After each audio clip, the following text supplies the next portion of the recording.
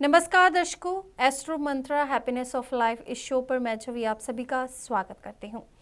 दर्शकों, एक बार फिर से हम हाजिर हैं पंडित भूषण शर्मा जी के साथ, जिनसे अब तक काफ़ी लोग इस शो के माध्यम से जुड़ चुके हैं। और यही नहीं, हमें खुशी होती है कि गुरुजी भी अपना कीमती समय निकालकर इस शो पर हमारे साथ रूबरू होते हैं और जनता को एस्ट्रोलॉजी के बारे में अवेयर करते हैं।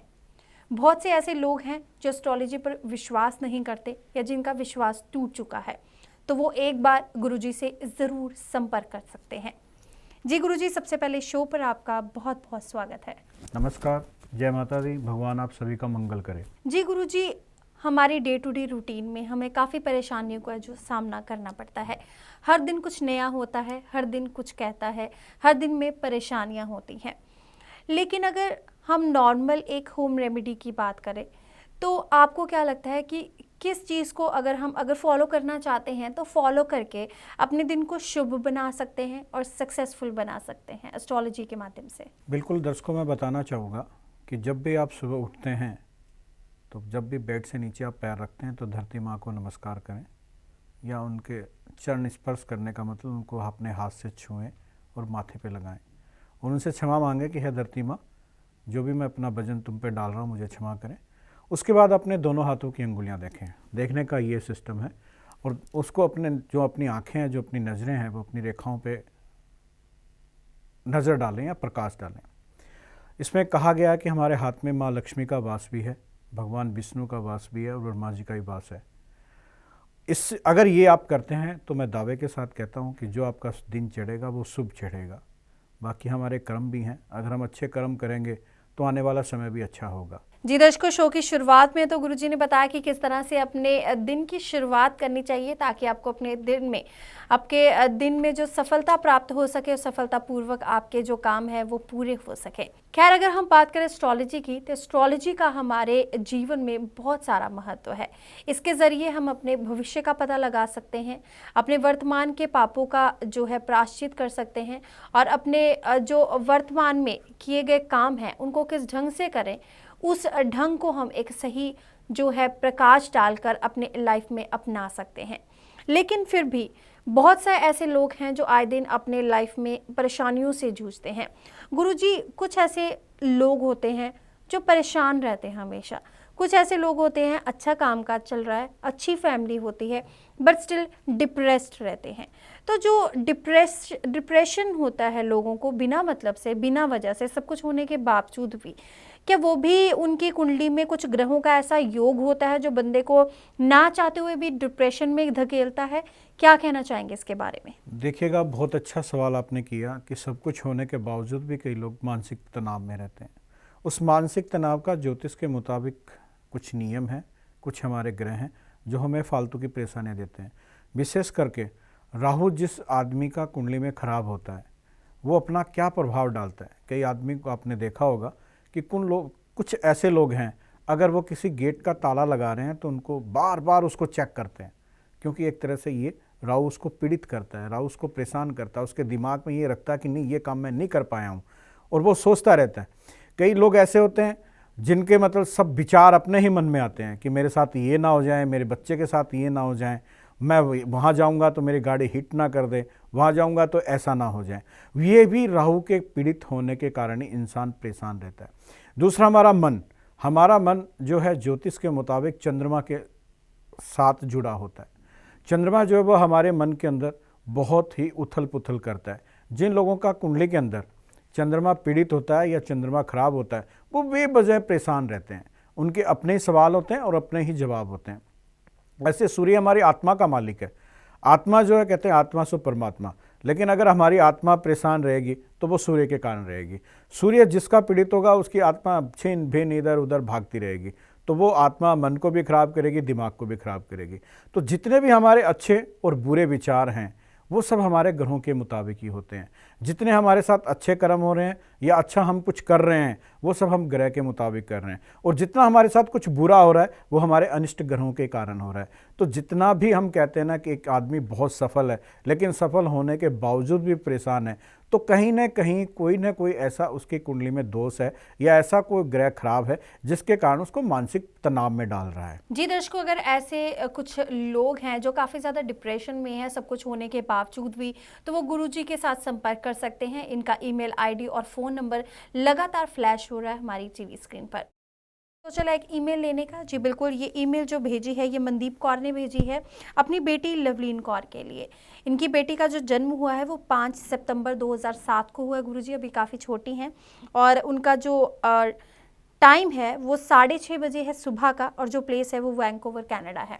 लेकिन ये लवलीन के बारे में पूछना चाहती है कि क्या इनकी बेटी इनके नक्शे कदम पर चलकर या इनके सपनों को पूरा कर पाएंगी या नहीं। मनदीप जी, मैं आपको बताना चाहूँगा, अब आपकी कुंडली क्या है, उसमें कौन सा ग्रह है, मैं नहीं बता पाऊँगा। कहते हैं नेम और फेम दोनों होना बहुत ज़रूरी है, और जितने भी कला से संबंधित हमारे सितारे होते हैं उनका सबका अधिपति, उनका सबका स्वामी शुक्र ग्रह होता है। शुक्र ग्रह इंसान को मॉडलिंग में लेके जाएगा, फिल्मी लाइन में लेके जाएगा, या कला से क्षेत्र के साथ उनको जोड़ेगा। अब आपने अपनी बेटी के बारे में पूछा कि क्या ये गा पाएगी, या क्या ये मेरे शौक को पूरा कर पाएगी, या मेरी खुशियों को ये दे पाएगी जो आप चाहते थे। तो मैं कहना चाहूँगा कि आपकी बेटी की जो कुंडली है उसमें शुक्र बहुत अच्छे घर में बैठा है और ऊंच का है। आने वाले समय में तकरीबन ये 17 साल की उम्र जब ये निकल जाएगी, उसके बाद इसको शुक्र की महादशा आएगी। जब इसको शुक्र की महादशा 20 साल रहेगी, 2017 से लेके 2037 तक, तो जो 2037 तक का इसका जो पीरियड रहेगा वो बहुत अच्छा रहेगा। और कला के क्षेत्र में चाहे ये गाने के लिए चले जाए, चाहे एक्टिंग के लिए चले जाए, ये आपके सपने जरूर पूरा करेगी। दर्शकों, मैं बताना चाहूँगा कि जिन लोगों का शुक्र कुंडली में अच्छा होता है वो लोग कला से संबंधित क्षेत्र में जाते हैं और अपने नाम को रोशन करते हैं। कई लोग ऐसे भी हैं, जैसे बहुत सारे लोग हैं, वो सारे अमिताभ बच्चन नहीं बन सकते हैं। जैसे कहते हैं कि क्रिकेट सभी खेलते हैं लेकिन सभी सचिन तेंदुलकर नहीं बन सकते हैं। उसका कारण क्या है कि हमारे ही ग्रह हैं। ऐसा नहीं है कि सभी के ग्रह एक जैसे हों या सभी को सभी क्षेत्रों में फ़ायदा मिले। ये भी नहीं है कि सभी राजाएं बन जाएंगे, ऐसा नहीं है। हमारी कुंडली में जो ग्रह होंगे और जितने वो प्रभावशाली होंगे उतना ही हमें फ़ायदा देंगे। तो कला के क्षेत्र में अगर आप सफलता पाना चाहते हैं तो अपनी कुंडली में शुक्र ग्रह को आपको देखना पड़ेगा। अगर आपका शुक्र अच्छा है तो ही आप उस क्षेत्र में जाएं और वो सफलता आपको देगा, वरना अन्यथा आपका समय ही खराब हो जाएगा। गुरुजी, अगर बहुत सारे ऐसे लोग हैं जो कला के क्षेत्र से जुड़े हुए हैं, जो इस टाइम में इस समय हमारा शो भी देख रहे हैं, चाहे वो मॉडलिंग की लाइन में हो या एक्टिंग या सिंगिंग की लाइन में, अपना करियर है जो वो आजमाना चाहते हैं, अपनी किस्मत आजमाना चाहते हैं, तो एक बार मैं ज़रूर कहना चाहूँगी कि जो कला के क्षेत्र से लोग जुड़े हैं या जो इसमें अच्छा सफल होना चाहते हैं, उनके लिए आप क्या टिप्स देंगे उन्हें? देखिए, मैं बताना चाहूँगा कि कला के क्षेत्र में अगर आप जाते हैं और आप उसमें सफलता नहीं प्राप्त कर पा रहे हैं तो आपकी कुंडली में शुक्र कहीं ना कहीं खराब है। अगर आप उस शुक्र को अच्छा करना चाहते हैं तो 2-3 चीज़ें आपको जरूर करनी पड़ेंगी। सबसे पहले मैं ये कहूँगा कि सरस्वती माँ की आप पूजना करें। उसके बाद आप, अगर आपकी कुंडली के मुताबिक हीरा डाला जा सकता है या पहना जा सकता है तो अभिमंत्रित हीरा आप जरूर पहने, क्योंकि हीरा जो है वो शुक्र का ही रतन है और शुक्र को उच्च करने के लिए उसको पहना जाता है। तीसरे नंबर पर आप जितना भी अपने माता पिता की सेवा करेंगे, विशेष करके अपने गुरुओं की सेवा करेंगे, जितने भी आपके घर के अंदर बुजुर्ग हैं, अगर आप उनका आशीर्वाद प्राप्त करेंगे तो उसके कारण भी शुक्र ऊंच का होता है। चौथे नंबर के अंदर, अगर बहुत ज़्यादा आपको इस क्षेत्र के अंदर सफलता प्राप्त करनी चाहते हैं तो गाय का दान जरूर करें। अगर आप गौदान करते हैं तो मैं निश्चित कहता हूं कि जो लोग कला के क्षेत्र में सफलता नहीं पा रहे हैं वो जरूर पाएंगे और अपने नाम को रोशन अवश्य करेंगे। जी बिल्कुल दर्शकों, आप ही की ज़िंदगी से जुड़े हुए कुछ सवाल हम इस शो पर लेते हैं ताकि उन सवालों के जवाब आपको मिल सके और आपकी ज़िंदगी खुश हो सके। और जैसे कि हैप्पीनेस ऑफ शो इस शो का मोटो है, वैसे ही ये अपने आप में सार्थक साबित हो सके। दर्शकों, फिलहाल अब वक्त हो चला है एक और ईमेल लेने का। ये ईमेल हमें भेजी है सिमरन कौर ने। सिमरन कौर का जो डेट ऑफ बर्थ है गुरुजी वो 15 सितंबर 1988 है और इनका जो टाइम है वो 8:30 बजे है रात का। इनका जो जगह है वो लुधियाना है और फिलहाल ये चंडीगढ़ में रह रही हैं। ये पूछना चाह रही हैं कि ये मांगलिक है और शादी में इनके काफ़ी अड़चन आ रही है, रिश्ता नहीं हो पा रहा है, तो कब तक इनकी जो कुंडली में है वो शादी का योग बनता है? सिमरन कौर जी, मैं बताना चाहूँगा कि जो आपकी कुंडली है जो हम लोग बनाते हैं उसके मुताबिक जो हम देख रहे हैं, आपके डेट ऑफ बर्थ समय के मुताबिक 15 सितंबर 1988 और रात को 8:30 बजे, मांगलिक आप अवश्य बनते हैं। जहाँ भी आप कुंडली मैच करें या शादी करें वहाँ मांगलिक ही लड़का आपको चाहिए। दूसरे नंबर पे आपने पूछा कि शादी में आपकी दिक्कत आ रही है, तो इसका सबसे बड़ा रीज़न कालसर्प योग है। तो कालसर्प योग की कुछ उपाय, कुछ पूजा होती हैं, अगर आप वो करते हैं तो अवश्य इस समस्या से आप छुटकारा पाते हैं। ग्रहों के मुताबिक आपको मंगल की महादशा चल रही है। मंगल की महादशा जो वो आपको रहेगी 2018 तक। मंगल के अंदर फिलहाल आपको सूर्य चल रहे हैं। सूर्य आपको रहेंगे 15 अगस्त 2015 तक। ये समय आपके शादी के योग के लिए प्रबल दावेदार है, लेकिन कालसर्प योग आपकी शादी के अंदर रुकावट डालता है। तो कालसर्प योग शांति की पूजा अवश्य कराएं। एक छोटा सा उपाय मैं आपको जरूर बताऊंगा। जितना आपका वजन है उस वजन के बराबर सतनजा लेके, 7 तरह के अनाज जो होते हैं उनको सतनजा कहते हैं, या तो उनका आटा बनाकर गौशाला डालें या सतनजा को ही जल प्रवाह करें। इससे भी समस्या से छुटकारा पा सकते हैं। जी सिमरन जी, आप श्योर आपकी जो प्रॉब्लम है वो ज़रूर सॉल्व होगी और जल्द ही शादी की जो शहनाई है वो आपके घर में ज़रूर गूंजेगी। खैर गुरुजी जी, अगर हम शादी की बात करें तो अक्सर लोगों की ज़िंदगी में शादी को लेकर बहुत अड़चनें आती हैं। कईयों को एक सही मैच नहीं मिल पाता है, अगर मैच मिल जाता है तो बाद में उनकी जो शादी की ज़िंदगी है वो अच्छे से नहीं बीतती है, उनमें काफ़ी परेशानियाँ आती हैं।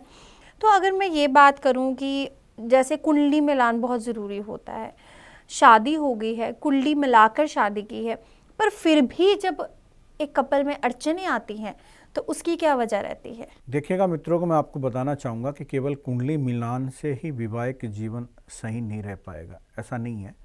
कुंडली मिलान के बाद भी कुछ ऐसे ज्योतिष के नियम हैं जो आप लोगों को गौर करना पड़ेगा, उन चीज़ों को देखना पड़ेगा। सबसे पहले हम जो देखते हैं कि क्या एक दूसरे के वैवाहिक जीवन के अंदर कोई ऐसी समस्या तो नहीं है जो तलाक का कारण बन जाए। कुछ ऐसे ग्रह तो लड़के या लड़की के नहीं है जो 2 विवाह के योग बनते हों, या ऐसे कुछ ग्रह तो नहीं है जो संतान पैदा करने में दिक्कत देंगे, या ऐसे तो कोई ग्रह नहीं है जो एक दूसरे की उम्र को काटते हों। कहते हैं ना, कई बार हम लोग शादी करते हैं लेकिन बहुत जल्दी कोई दूसरा साथी उसका साथ छोड़ जाता है, वो दुनिया से चला जाता है। इन चीज़ों पे भी ज्योतिष के कुंडली मिलान जब हम करते हैं, ज्योतिष के नियमों को लागू किया जाता है। अगर हम केवल ये चाहें कि 36 गुण के अंदर हमारे 28 गुण मिल गए हैं और हम शादी कर देते हैं, तो ऐसा नहीं है। कुछ और भी 5 चीज़ें ऐसी हैं जिनको मैंने आपको बताया कि उम्र, संतान, उनका वैवाहिक जीवन, उनके आपस में विचार, और वो कहाँ तक अपने वैवाहिक जीवन को चला पाएंगे। इन चीज़ों पे भी हमें गौर करने की आवश्यकता है। जल्दबाजी के अंदर जो कुंडली मिलान की जाती है वो बिल्कुल गलत होती है, क्योंकि मैंने बार बार इस प्रोग्राम के जरिए कहा है कि कुछ ऐसे हमारे ज्योतिषी भाई भी हैं जो 2-4 महीने का कोर्स करके बैठ जाते हैं और केवल गुणों के मुताबिक ही वो चलते हैं, जिससे वो आप भी धोखे में रह जाते हैं और अपने जजमान को भी धोखे में डाल देते हैं। तो मैं प्लीज़ ये कहना चाहूँगा कि जब भी आप कुंडली मिलान कराएं, ग्रहों पे भी नज़र जरूर रखें। अगर किसी के कोई ग्रह खराब हैं तो या तो उनको शादी से पहले उनके उपाय करें। अगर आप चाहते हैं कि कोई झंझट में ना पड़ा जाए तो मैं कहूँगा कि आपको कुंडली और मिलानी चाहिए। दूसरे नंबर पे मैं आपको ये कहना चाहूँगा कि मांगलिक का भी विचार करना बेहद ज़रूरी है। जिन कुंडलियों में मंगल खराब होता है उनके वैवाहिक जीवन में बहुत समस्याएँ आती हैं और वो समस्याएँ उनके तलाक तक पहुँच जाती हैं। तीसरा नंबर पर जिन लोगों की कालसर्प योग होता है कुंडली में, क्योंकि कालसर्प योग एक तरह से विष योग है, अगर कालसर्प योग होगा तो वो वैवाहिक जीवन को बहुत ज़्यादा तंग करेगा। तो कालसर्प योग का भी कुंडली मिलान में विशेष करके उसका जो फल है उसको भी देखना चाहिए।